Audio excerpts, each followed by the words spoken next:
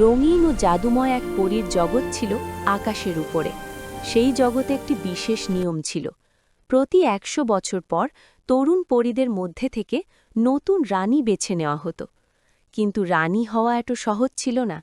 তাদের সবাইকে পৌঁছতে হতো স্বর্গীয় সমুদ্রে, যেখানে সত্যিকারের যোগ্যতার পরীক্ষা নেওয়া হতো।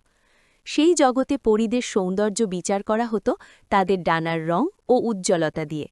যার ডানা যত বেশি উজ্জ্বল আর রং, তাকে তত বেশি সুন্দর মনে করা হতো।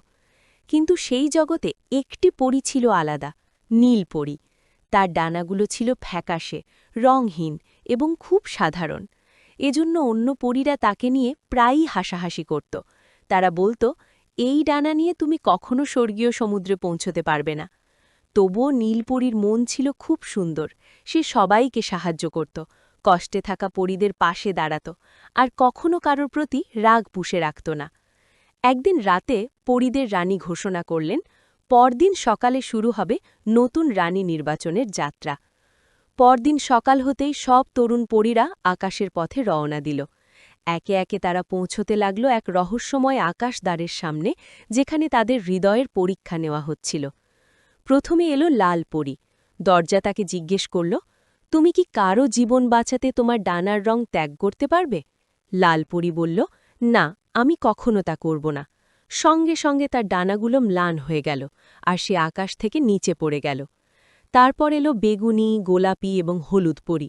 কিন্তু তারাও একইভাবে নিজেদের সৌন্দর্য আর স্বার্থকেই বড় মনে করল। ফলে একে একে তারা সবাই ব্যর্থ হয়ে পড়ে গেল। সব শেষে এলো নীল পরীর পালা।